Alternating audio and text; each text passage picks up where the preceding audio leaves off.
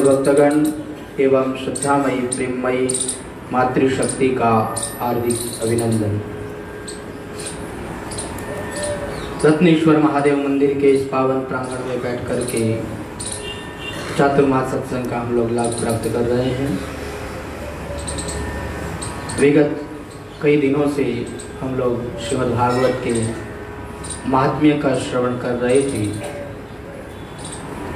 अब आइए श्रीमद् भागवत के प्रथम स्कंद का आरंभ करते हैं। देखिए, हमारी यह भारतीय संस्कृति है, जब भी कोई ग्रंथ का आरंभ होता है तो उस आरंभ में मंगलाचरण किया जाता है, भगवान का स्मरण किया जाता है। भगवान का स्मरण क्यों किया जाता है, उसका कारण हमारे संत महापुरुष बताते हैं कि देखो, भगवान का नाम वह संपूर्ण अमंगलों को हरने वाला है। मंगल भवन अमंगलहारी, मंगल भवन है और अमंगलों को हरने वाला है। इसलिए जब भी कोई कार्य आरंभ करें तो उस कार्य के आरंभ में भगवान को याद अवश्य करना चाहिए। एक बार की बात है कि मदन मोहन मालवीय जी और हनुमान प्रसाद जी पोद्दार, हनुमान प्रसाद जी पोद्दार का नाम आप लोगों ने सुना होगा, गीता प्रेस के कल्याण के संपादक थे। और मदन मोहन मालवीय जी बहुत अच्छे विद्वान पंडित थे, जिन्होंने बनारस के अंदर हिंदू संस्कृति के लिए उन्होंने बहुत बड़ा एक विद्यालय बनाया। तो वो दोनों आपस में मित्र थे। एक दिन हनुमान प्रसाद जी पोद्दार मदन मोहन मालवीय जी से कहने लगे कि देखो, आज आपको हम एक बहुत अच्छी बात बताने वाले हैं। कहा, बताओ कौन सी बात है? कहा, ऐसी बात जो आज तक आपने सुनी नहीं होगी। कहा, बताइए तो सही कौन सी बात है? कहा, ऐसी बात अगर सुन लोगे तो तुम्हारा जीवन धन्य हो जाएगा। अरे महाराज, बात तो बताइए। आप तो पहले उस बात की प्रशंसा किए जा रहे हैं। उनको इतना लालायित कर दिया बात सुनने के लिए कि वो तड़फड़ाने लग गए, कहने लगे अब तो आपको बात बतानी पड़ेगी, पहले आप बात बताइए। तो कहा, देखो, एक बार मेरी माँ ने मुझसे कहा था कि देखो हनुमान, जब भी तुम अपने घर से बाहर निकलो तो सबसे पहले भगवान के नाम का उच्चारण करके फिर निकलना। नारायण नारायण नारायण नारायण, इस प्रकार 4 बार भगवान के नाम का उच्चारण करके फिर तुम घर से निकलना।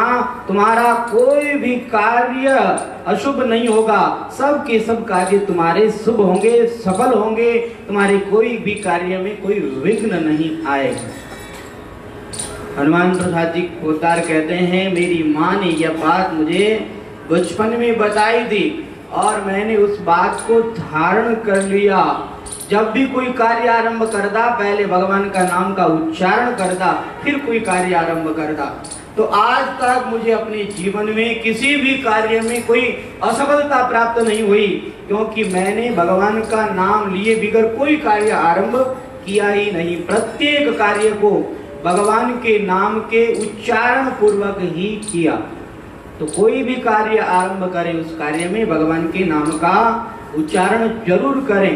घर से बाहर निकलें तो नारायण नारायण नारायण का उच्चारण करके निकलें। कोई भी कार्य आरंभ करें तो जो भगवान का नाम आपको अच्छा लगता है, उन भगवान के नाम का आप सुमिरन करें। आपके जीवन में प्रत्येक कार्य सफल होगा, इसमें कोई संदेह नहीं है। किसी भी धार्मिक ग्रंथ को उठा करके देखिए, उसमें पहले मंगलाचरण मिलेगा, भगवान को याद किया गया है। तो श्रीमद् भागवत महापुराण में भी बड़ा ही सुंदर दिव्य मंगलाचरण किया गया है। जन्माद्यस्य यतोऽन्वयादितरतः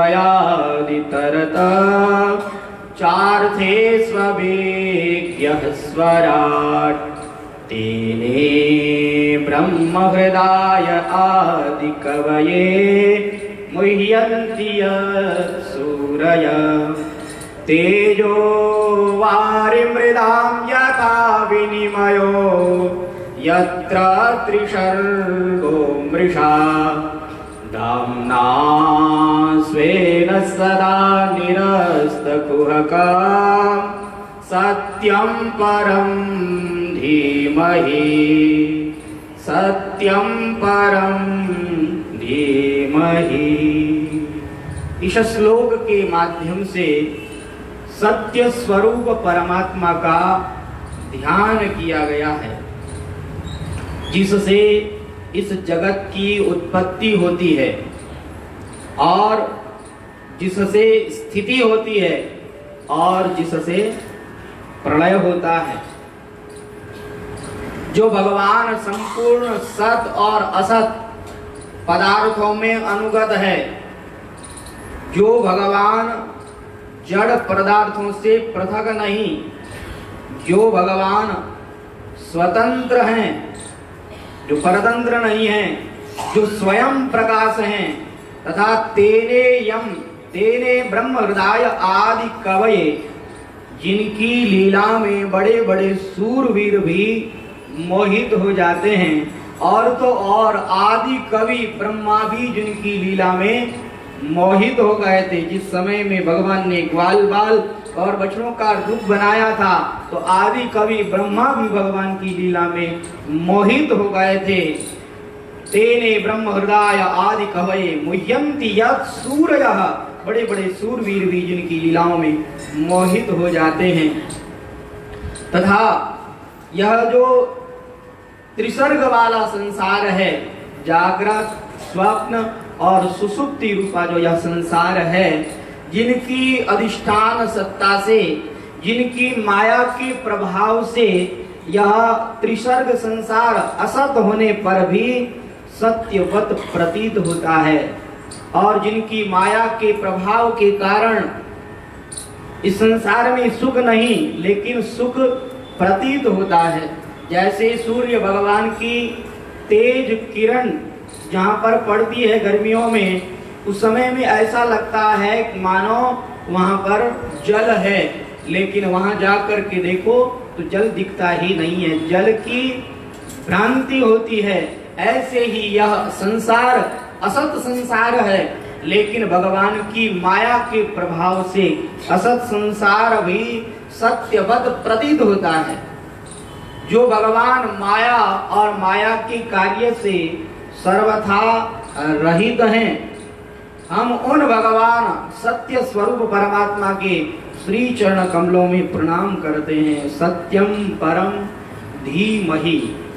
इस श्लोक के माध्यम से सत्य स्वरूप परमात्मा का ध्यान किया गया है, परंतु कहीं पर भी कोई भगवान का नाम नहीं लिया गया है। अगर यहाँ पर कृष्णम परम धीमहि कह देते तो कोई अतिशयोक्ति नहीं होती, क्योंकि श्रीमद् भागवत महापुराण कृष्ण परक ही ग्रंथ है। भगवान श्री कृष्ण की लीलाओं का विस्तार से वर्णन श्रीमद् भागवत महापुराण में हुआ है। तो अगर कृष्णम परम धीमहि कह देते तो कोई बड़ी बात नहीं थी, लेकिन यहाँ भगवान कृष्ण का नाम भी नहीं लिया, राम जी का नाम भी नहीं लिया, शंकर भगवान का नाम भी नहीं लिया, गणेश भगवान का नाम भी नहीं लिया, देवी का नाम भी नहीं लिया, केवल सत्य स्वरूप परमात्मा का ध्यान किया गया। मानो भागवतकार यहाँ एक बात कहना चाहते हैं, उनकी एक भावना है कि यह जो ग्रंथ है, यह ग्रंथ घर घर और जन जन तक पहुंचना चाहिए।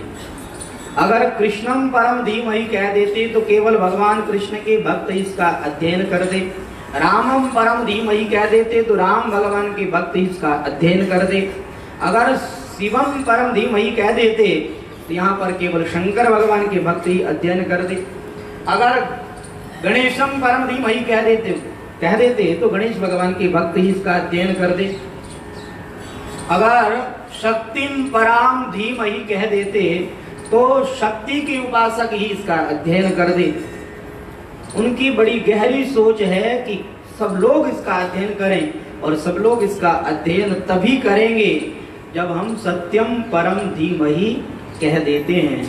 अब देखिए, कौन भगवान ऐसे हैं जो सत्य स्वरूप नहीं है?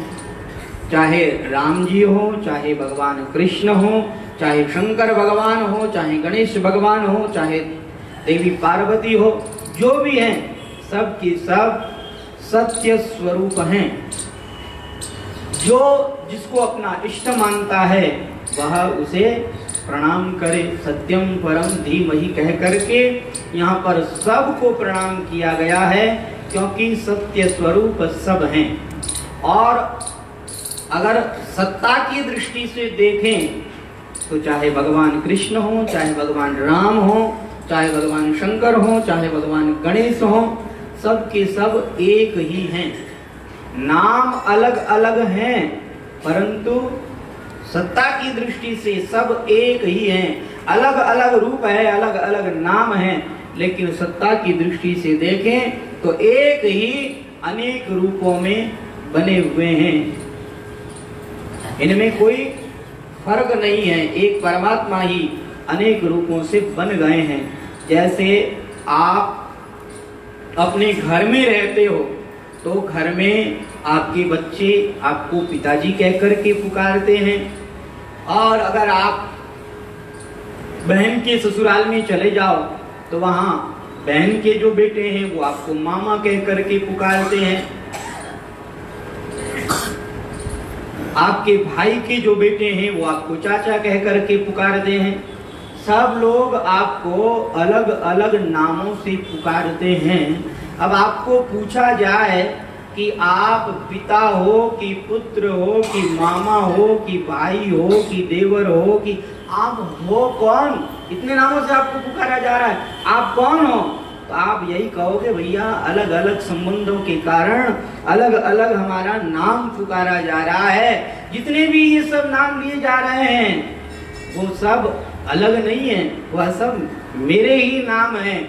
ऐसे ही हमारे जो भगवान हैं अलग अलग नाम हैं उनके, लेकिन नाम और रूप अलग होने से क्या हुआ? सत्ता रूप से तो वो एक ही हैं, वो सत्य स्वरूप हैं। इसलिए यहाँ पर सत्य स्वरूप परमात्मा का ध्यान किया गया है। कि धर्मः प्रोज्झित केतवोऽत्र परमो निर्मत्सराणां सताम् वेद्यं वास्तवमत्र वस्तु शिवदम् तापत्रयोन्मूलनम् श्रीमद्भागवते महामुनिकृते किं वा परैरीश्वर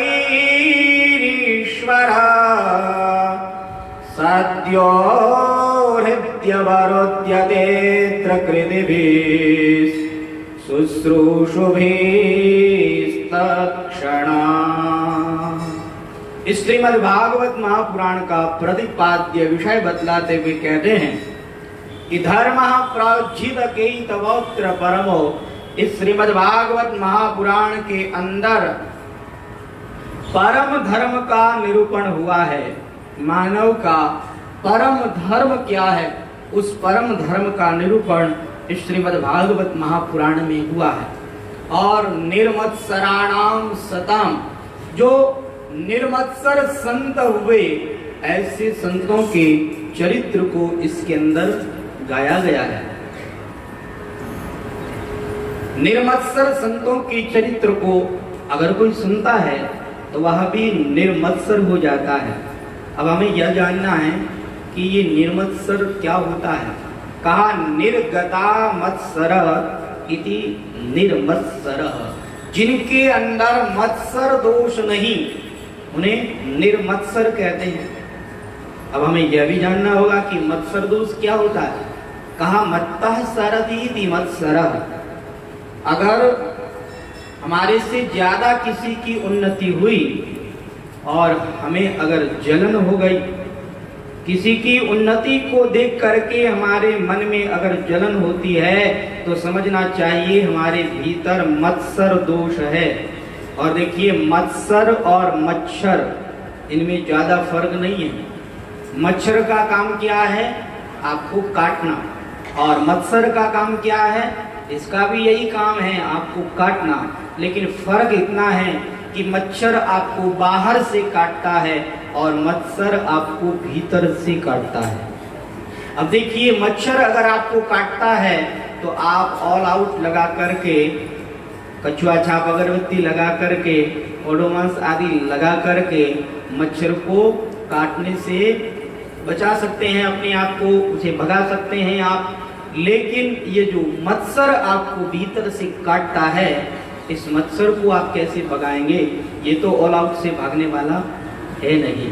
इसको अगर भगाना चाहते हैं, मत्सर दोष से अगर छुटकारा पाना चाहते हैं, तो जो निर्मत्सर संत हुए ऐसे संतों को चरित्र को गाएंगे तो हम निर्मत्सर हो जाएंगे। तो श्रीमद् भागवत महापुराण के अंदर ऐसे निर्मत्सर संतों के चरित्र को गाया गया है। वेद्यम वास्तवमत्र वस्तु शिवदम, यह जो श्रीमद् भागवत महापुराण है, यह यहीं पर इस मर्त्य लोक में ही मानव को कल्याण प्रदान करने वाला ग्रंथ है। शिवम कल्याणम ददाति इति शिवदम, यह मानव को कल्याण प्रदान करने वाला ग्रंथ और तापत्रयोन्मूलनम, तीनों प्रकार के तापों का उन्मूलन, जड़ सहित नाश कर देने वाला है। इस श्रीमद् भागवत महापुराण की रचना महामुनि वेदव्यास भगवान ने करी, विस्तार किया इसका, और उन्होंने इस श्रीमद् भागवत महापुराण की रचना इसीलिए करी कि यह घर घर और जन जन तक पहुंचे। इस श्रीमद् भागवत महापुराण की महिमा बताते हुए कहते हैं कि जो व्यक्ति इसको सुनने की केवल इच्छा अपने मन में जागृत करते हैं, केवल इच्छा मात्र से ही भगवान हृदय में आकर के कैद हो जाते हैं। सद्यो हृदय वरुध्यते प्रकृति भी शुश्रूषु भी तत्क्षणात्, उसी क्षण भगवान हृदय में आकर के कैद हो जाते हैं। जैसे आपने सुना कि चातुर्मास सत्संग होने वाला है, आपके मन में भी आया कि हम चातुर्मास सत्संग सुनने के लिए जाएंगे, रोज हम चातुर्मास सत्संग सुनेंगे। जैसे ही आपके मन में यह भाव आया, तत्क्षण भगवान आपके हृदय में आकर के कैद हो गए। अब भगवान जाना चाहें फिर भी जा नहीं सकते हैं। देखिए एक विराजमान व्यक्ति होता है, एक कैदी व्यक्ति होता है। उदाहरण से आपको बताएं, आप सब लोग तो विराजमान हो, मैं कैदी हूँ। कैसे? आप जब मर्जी आए तब आते हो। वैसे आप लोगों की बड़ी विशेषता है, 8:30 का समय है तो कई माताएं तो हम आते हैं उससे पहले ही हमें आई हुई मिलती है, लेकिन लगभग 8:30 तक लोग आ जाते हैं। लेकिन कई लोग बाद में भी आते हैं, 8:45 भी आते हैं, 9 भी आते हैं। तो आप सब लोग तो विराजमान हो, आपकी मर्जी आए तब आओगे, मर्जी आए तब उठ करके चल दोगे, क्योंकि आप स्वतंत्र हो। लेकिन हम तो परतंत्र हैं। हमारा समय है 8:30 का, 9:30 बजे से 8:30 से 9:30 बजे का, हमें तो बैठना ही पड़ेगा। आप आओ चाहे ना आओ, हमें तो अपना काम करना ही पड़ेगा। हम कैदी व्यक्ति हैं, कैदी व्यक्ति अपनी मर्जी से कहीं जा आ नहीं सकता। तो भगवान भी इस भागवत के सुनने की इच्छा करते ही भक्त के हृदय में आकर के कैद हो जाते हैं। फिर भगवान जाना चाहें फिर भी जान नहीं पाते हैं। निगम कल्पतरुर्गलितं फलं शुकमुखादमृत द्रव संयुतं पिबत भागवतं रसमालयं मुहुरहो रसिका भुवि भावुका। यह श्रीमद् भागवत महापुराण क्या है? कहा श्रीमद् भागवत महापुराण वेद रूपी कल्प वृक्ष का पका हुआ फल है। देखिए जो फल पक जाता है अपने आप, दवाई से नहीं। आजकल तो ऐसी दवाइयां आ रही है कि एकदम कच्चा आम उतारो और उसको एक दवाई के अंदर डालो, 5 मिनट के अंदर वो पक जाता है। ऐसा लगता है बस अभी ये नीचे गिराई है। ऐसा जहर आने लग गया है, ऐसे इंजेक्शन आने लग गए हैं कि रात्रि में देखो तो लौकी कितनी सी होती है, इंजेक्शन लगाओ तो सुबह बहुत बड़ी हो जाती है।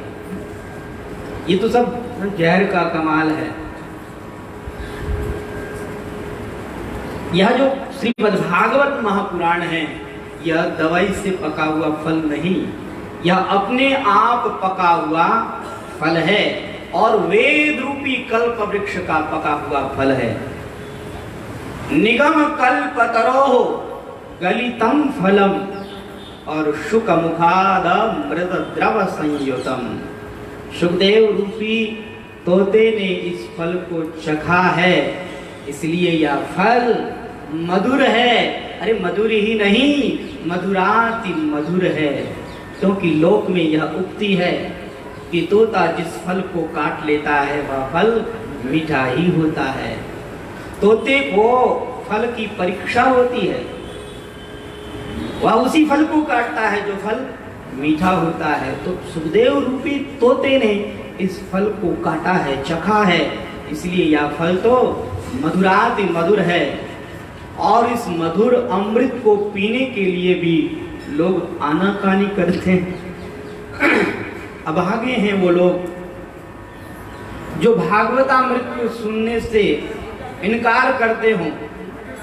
ये भागवतामृत, इसे पीने के लिए इनकार नहीं करना चाहिए। थोड़ा थोड़ा सब लोग आगे खिसक जाए। मेरो राधा रमण गिरधारी, ओ गिरधारी श्याम बनवारी। मेरो राधा रमण गिरधारी, गिरधारी श्याम बनवारी। मेरो राधा रमण गिरधारी, गिरधारी श्याम बनवारी। मेरो राधा रमण गिरधारी, गिरधारी श्याम बनवारी। मेरो राधा रमण गिरधारी, मेरो राधा रमण गिरधारी, गिरधारी श्याम बनवारी, गिरधारी श्याम बनवारी। मेरो राधा रमण गिरधारी, गिरधारी श्याम बनवारी। मेरो राधा रमण गिरधारी, गिरधारी श्याम बनवारी।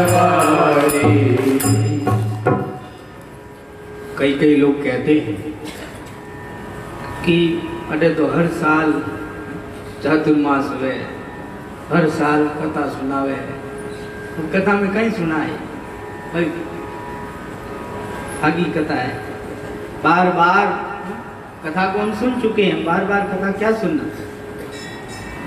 कल एक बुजुर्ग व्यक्ति बता रहे थे कि महाराज मारो बेटो कहे तो हर साल सत्संग सुनने वास्ते जाओ, हर साल कथा सुनने वास्ते जाओ। कथा में है कहीं भैया? जो कथा में नहीं आते हैं वो ये कह सकते हैं कि कथा में है कहीं। जो कथा में आते हैं उनको पूछो कि कथा में क्या है, वो कहते हैं अरे कथा में क्या नहीं है ये बताओ, सब कुछ है इस कथा के अंदर। इस संसार में कुछ नहीं रखा है, जो है वो इस कथा में ही है। वृंदावन के अंदर आप देखिए कई ऐसे संत हैं जो केवल कथा ही सुनते हैं, कथा को ही अपना जीवन सर्वस्व मानते हैं।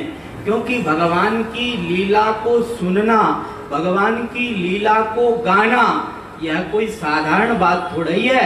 यह नवधा भक्ति में से एक भक्ति है, कोई साधारण बात नहीं है। श्रवणम कीर्तनम विष्णोः स्मरणम पाद सेवनम अर्चनम वंदनम दास्यम सख्यमात्म निवेदनम। नवधा भक्ति में प्रथम भक्ति क्या है? श्रवणम, भगवान की कथा को सुनना, ये नवधा भक्ति में से प्रथम भक्ति है। और देखिए, कथा को सुनना ये सबसे श्रेष्ठ भक्ति है, क्योंकि और कोई साधन के द्वारा तो मन जल्दी भगवान में नहीं लगता, लेकिन कथा एक ऐसा माध्यम है कि बहुत ही जल्दी प्रभु चरणों में मन लग जाता है। सुखदेव रूपी तोते ने इस फल को चखा है, यह फल मीठा है, मधुराति मधुर है, और यह तो अमृत के समान है। इस अमृत को पीने के लिए हम क्यों मना करें? अमृत को पीने के लिए मना नहीं करना चाहिए। अरे ये संसारी लोग तो विष पीने के लिए भी मना नहीं करते। जैसे चाय, क्या है? चाय जहर है। जो चाय पीते हैं उनको कितने तरह के रोग होते हैं पता है आपको? अब ऐसी गर्मी, और गर्मी में एकदम हाय हाय कर रहे हैं, लेकिन नहीं, गर्मी भले ही हो, चाय तो पीनी, और वहां भी गरम गरम। भाई कई लोग तो इतनी गरम चाय पीते हैं, हम तो अगर गिलास को हाथ लगाएं तो गिलास से हाथ जल जाए, ऐसी गरम गरम चाय पीते हैं। आपको पता है उस गरम चाय से आपके शरीर में कितना नुकसान होता है? शरीर की प्रकृति के लिए, शरीर को स्वस्थ रखने के लिए आपको ना तो कोई ज्यादा गर्म चीज पीनी चाहिए, ना ज्यादा ठंडी चीज पीनी चाहिए। आजकल लोगों को नॉर्मल चीज तो अच्छी लगती नहीं, या तो ज्यादा बिल्कुल चिल्ड कोका कोला पिएंगे, पेप्सी पिएंगे, या फिर बिल्कुल गर्म चाय कॉफी पिएंगे, जिसके द्वारा शरीर की हानि ही हानि होती है। ये कोका कोला, ये पेप्सी, ये ठंडा क्या है? हमारे रामदेव जी कहते हैं टॉयलेट क्लीनर है ये। आप टॉयलेट के ऊपर उसको डाल करके देखो, जहां आप हार्पिक से टॉयलेट को साफ करते हो, वहां पर आप ये कोका कोला डाल करके देखो, पेप्सी डाल करके देखो, टॉयलेट एकदम क्लीन हो जाएगा। तो जरा सोचो, जिस ठंडे को, जिस पेप्सी को आप पी रहा हो, वह शरीर के अंदर क्या क्या क्लीन करता होगा। ऐसा नहीं है कि पेट अच्छा कर देता है, अरे नाड़ियों को गला देता है, आपके शरीर को बर्बाद कर देता है। इसलिए ज्यादा ठंडा ना पिए और ज्यादा गर्म भी ना पिए। लोग चाय चाय करते ही रहते हैं, क्या फायदा इस चाय से? ये चाय हमारे इस देश की नहीं है। चाय को तो अंग्रेज लोग लेकर के आए थे, और वो अंग्रेज लोग क्यों लेकर के आए थे? क्योंकि वो लोग जब ठंडे प्रदेश से आए थे तो वहाँ ठंडे प्रदेश में उनको चाय की जरूरत पड़ती थी, इसलिए वो चाय साथ में लेकर के आए थे। लेकिन हमारे यहाँ तो चाय की जरूरत ही नहीं है। चाय पिएंगे तो बीपी हाई हो जाएगी, चाय पिएंगे तो कई तरह के रोग हो जाएंगे। इसलिए चाय को छोड़ना चाहिए। अगर आप किसी रिश्तेदार के यहाँ जाते हो, घर पर चाय पी करके जाओ, रिश्तेदार के यहाँ जाओ और वो कहे कि थोड़ी चाय चलेगी, आप कहते हो नहीं नहीं, अरे भैया थोड़ी सी तो चाय पीनी पड़ेगी। अब खुद रो मन तो हुआ, लेकिन क्या ठीक है, थारो मन हुआ तो लिया। दिन भर अगर चाय पीने को मिलती रहे तो दिन भर आप पीते रहोगे, मना नहीं करो। जो चाय विष है, जहर है, उसको पीने के लिए भी आप मना नहीं करते हो, तो यह भागवत तो अमृत है, इसे पीने के लिए क्यों मना करते हो? यह अमृत देव दुर्लभ अमृत है, देवता लोग भी इस अमृत की चाहना रखते हैं। वह अमृत हमें सुलभता से प्राप्त हो रहा है, इसके लिए हम अगर मना करते हैं तो हमारे समान कोई अभागा नहीं। गोस्वामी श्री तुलसीदास जी महाराज रामचरितमानस के अंदर कहते हैं कि रामचरित सुनत जे अघाई, रस विशेष जाना तीन नाही। जो व्यक्ति भगवान राम के चरित्र को सुनते सुनते अघा जाए, जो ये कहे कि ये कथा क्या सुनना, बार बार क्या सुनना, हमने एक बार सुन ली, दो बार सुन लिया, बार बार क्या सुनना, तो गोस्वामी तुलसीदास जी महाराज कहते हैं कि उसके जीवन में कथा के प्रति रस शुरू ही नहीं हुआ है। अरे जिसको कथा में रस आना शुरू हो जाता है वह तो कहता है भगवान आपकी कथा बार बार सुनने को मिलती रहे। आपको पता है पृथु महाराज ने भगवान से प्रार्थना करी और कहा कि हे भगवान, अगर आप हमारे पर कृपालु हैं, अगर आप हमारे पर दयालु हैं, दया करना चाहते हैं, तो आप हमें 10,000 कान दे दीजिए, ताकि 10,000 कानों से हम आपकी कथा को सुने, क्योंकि इन 2 कानों से कथा सुनते सुनते तृप्ति नहीं हो रही है। जो भगवान के असली भक्त होते हैं उनको तो कथा से कभी भी तृप्ति होती है, लेकिन प्यास बनी ही रहती है। कभी भी वो अघाते नहीं है, कभी भी वो ये नहीं कहते हैं कि हमने कथा सुन लिया, बार बार क्या सुनना। तृप्ति भी होती है और तृप्ति के साथ साथ प्यास भी बनी रहती है। ये ऐसी कथा है, तृप्ति भी होगी, प्यास भी बनी रहेगी। तो यह अमृत है, इस अमृत को बार बार पीते रहें। पिबत भागवतम रसमालयम, हे भावुक जनों, हे रसिक जनों, आलयम मोक्ष पर्यंतम पिबत, जब तक मोक्ष न हो जाए, जब तक प्रेम जागृत न हो जाए, तब तक इस रस को पीते रहो, पीते रहो। यह रस यहीं इस पृथ्वी लोक पर ही सुलभ होता है। कहा महाराज, आपने इस वेद रूपी कल्प वृक्ष को, वेद रूपी कल्प वृक्ष का पका हुआ या फल बताया, तो ऐसा देखने में आया है कि जो फल पक जाता है अपने आप नीचे गिर जाता है। जब कोई रसदार फल नीचे गिरता है तो नीचे गिरते ही तो स्वाभाविक है वो फूट जाएगा, रस बिखर जाएगा। तो महाराज, ये रस और वेद रूपी कल्प वृक्ष से नीचे कैसे गिरा, और नीचे गिरने पर क्या ये बिखरा नहीं? कहा महाराज, यह वेद रूपी कल्प वृक्ष का पका हुआ फल है, लेकिन यह सीधे नीचे नहीं गिरा है, यह शाखाओं उपशाखाओं से नीचे आया है। जैसे आदि नारायण भगवान की शाखा से यह रस टपका है और ब्रह्मा जी की शाखा पर यह रस अटका है।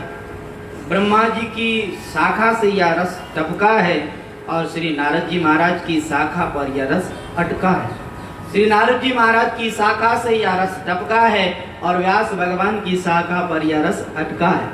व्यास भगवान की शाखा से यह रस टपका है और फिर श्री सुखदेव भगवान की शाखा पर यह रस अटका है। सुखदेव भगवान की शाखा से यह रस टपका है और परीक्षित श्री सूत जी महाराज आदि की शाखाओं पर यह रस अटका है। तो यह शाखाओं उस शाखाओं से नीचे आया हुआ फल है या सीधा नीचे नहीं गिरा है। तो महाराज एक बात तो और बताइए। क्या? कहा जो फल होता है उस फल के अंदर छिलका भी होता है, गुठली भी होती है। तो जो छिलका होता है, जो गुठली होती है, उसको तो चूस करके फेंक देना चाहिए, केवल रस रस ही पीना चाहिए। तो आप हमें यह भी तो बता दीजिए कि इस श्रीमद् भागवत महापुराण के अंदर रस क्या है, छिलका क्या है, गुठली क्या है, ताकि हम पहले से ही केवल रस रस ही पिए, छिलका गुठली को हम पहले से ही फेंक देवे। आप हमें बता तो दीजिए छिलका गुठली क्या है। तो कहा देखो यह रस ऐसा है, यह फल ऐसा है कि इस फल के अंदर केवल रस ही रस भरा हुआ है, ना तो इसमें छिलका है और ना इसमें गुठली है। रस ही रस भरा हुआ है, रस से यह ओतप्रोत है। इसलिए इस रस को पीते रहो, पीते रहो। कोई भी इस रस के लिए मना न करें, क्योंकि यह रस भगवान की कृपा से ही पीने को मिलता है। और देखिए इस रस को पीने के लिए अपने मन को एकाग्र कर लेना चाहिए, क्योंकि अगर आपका मणिराम कहीं इधर उधर घूम रहा है तो कथा में रस आपको नहीं आएगा। कई कई माताएं कथा में आकर के बैठ तो जाती है, लेकिन याद आता है कि तिजोरी चाबी तो बटे भूल गई, अब लारे बिंदनी अकेली है तो नहीं कहीं करे, अब कथा में मन नहीं लागे, घरे पहुंच जाओ। हटे बैठा, लेकिन बैठा बैठा सीधा घरे पहुंच जाओ। कई कई आदमी यहाँ बैठे हैं, लेकिन बैठे बैठे सीधे ऑफिस में पहुंच जाते हैं। आज ये काम करना है, आज वो काम करना है, आज बढ़िया कपड़ा रो ऑर्डर आयो है, आज कपड़ा भेजना है, कोई ने रायगढ़ भेजना है तो कोई ने छत्तीसगढ़ भेजना है, कोई ने बॉम्बे भेजना है, अलग अलग जगह पर कपड़ा भेजना है। आज इतने कपड़ा ऑर्डर आयो, आज इतने कपड़ा ऑर्डर आयो। अरे कथा में बैठे हो, ऑर्डर क्या गिन रहे हो? कथा में बैठे हो तब तक तो ये अपनी दुकानदारी बंद कर दो। लेकिन क्या करें, कथा में बैठने के बाद में भी अपने मनीराम जी के साथ साथ में वो घूमते ही रहते हैं।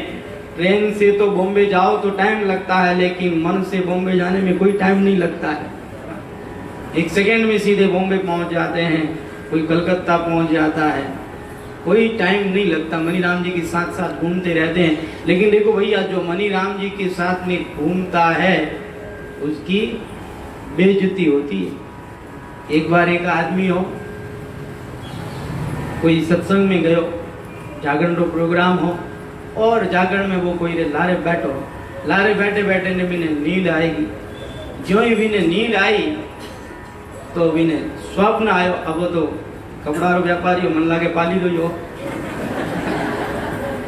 जो ही नींद आई बिने स्वप्न आई गयो, और मेरे दुकान में एक ग्राहक आयो। ग्राहक आन के भाई साहब बढ़िया बढ़िया कपड़ा दिखाओ। अब वो कपड़ा दिखाना चालू करिया, अलग अलग कपड़ा दिखाता दिखाता ग्राहक ने एक कपड़ो पसंद आयो। ग्राहक कियो कि ओ कपड़ो कहीं भाव है? तो वह भाई साहब कहे कि वो कपड़ो तो 90 रुपया मीटर है। अच्छा 90 रुपया मीटर तो बहुत ज्यादा है, 80 रुपया मीटर दे कहीं? कि नहीं नहीं भाई 80 रुपया मीटर तुम्हारे घर ही को नहीं पड़े, क्या देना? कि नहीं नहीं आपने तो 80 रुपये मीटर देना ही पड़ी। अब वो नींद आई उड़ी, और कोई भाई साहब ला रहे बैठो, नींद ही नींद में वो भाई साहब लोग कुर्तो पकड़ लियो और कियो कि देखो भाई, ना तो थारी बात ना हमारी बात, मैं 90 रुपये कियो 80 रुपया कियो, और लो 85 रुपये मीटर में फाड़ दियो। आगे वाले भाई साहब लोग कपड़ो फाड़ दियो। वो क्यों रहे हो कहीं करियो? अरे भाई साहब थोड़ा चुप रही जो, मैं ताने नयो कपड़ो ला दे दूं, हमारी बेइज्जती मत कराई जो। तो कथा में अगर आपका ध्यान नहीं लगा, कथा में अगर आपका मन नहीं लगा तो बेइज्जती हो जाएगी। इसलिए अपने मन को कथा में जरूर लगाएं। मनीराम जी को कथा के साथ साथ ही रखें। अगर मनीराम जी इधर उधर घूमते रहे तो बेइज्जती हो जाएगी। एक बार की बात, मथुरा के चोबे लोग खूब भांग खाते थे, और एक दिन भांग घोट करके ज्यादा पी ली। जब नाव चला रहे थे तो नाव चलाते चलाते उनको सुबह हो गई। लोग आए यमुना मैया में स्नान करने के लिए। तो स्नान करने से पहले लोग यमुना मैया की जय जयकार करते थे। तो सब लोगों ने एक साथ जय जयकार की, बोलिए यमुने महारानी की। के 24 लोगों ने कहा, अरे भैया कौन सा घाट आ गया, सुबह होने वाली है, जरा पूछो तो सही। अब किसी से पूछा तो कहा ये मथुरा का विश्राम घाट है। अरे भैया मथुरा का विश्राम घाट, यहाँ से तो हम चले थे, रात्रि भर हमने नाव चलाई है, ऐसा कैसे हो सकता है, हम आगे क्यों नहीं बढ़े? किसी ने कहा भैया रात्रि भर आप लोगों ने नाव तो खूब चलाई है, लेकिन नाव की रस्सी तो बंद उड़ी पड़ी है, बात तो खोली ही खोली। अब नाव की रस्सी बंद उड़ी और खूब मेहनत कर लिया है, खूब नाव चलावे। अब मेहनत करने से फायदो का, नाव की रस्सी तो खोली नहीं। ऐसे ही आप यहाँ घर का काम छोड़ करके आए। मैं जानता हूँ माताओं बहनों को सुबह सुबह बहुत ज्यादा काम रहता है, लेकिन फिर भी इतना काम छोड़ करके आप यहाँ सुबह सुबह सत्संग सुनने के लिए आई हो। लेकिन अगर आपका मन घर में रह गया तो कथा में क्या हो रहा है पता नहीं लगेगा। ये तो मथुरा के 24 लोगों के साथ में जो बात हुई वही बात आप लोगों के साथ में हो जाएगी। 1 घंटे बैठ करके यहाँ मेहनत कर रहे हैं, घर का काम धंधा छोड़ करके आए हैं, लेकिन अगर मन की रस्सी को आपने घर में बांध दिया तो कोई लाभ प्राप्त नहीं होगा। इसलिए अपनी मन की रस्सी को आप कथा के अंदर बांध दीजिए। मन की रस्सी को कथा में बांध दिया तब तो फिर आनंद ही आनंद होगा, और मन की रस्सी को घर में बांध दिया तो फिर दुख ही दुख होगा। इसलिए सजग हो जाइए, सावधान हो जाइए। हमारे संत महापुरुष क्या कहते हैं कि जाग जाइए, ये मानव जीवन जागने के लिए मिला है, ये मानव जीवन सोने के लिए नहीं मिला है। यह प्रीत करन की रीत नहीं प्रभु जागत है, तू सोवत है। यह प्रीत करन की रीत नहीं प्रभु जागत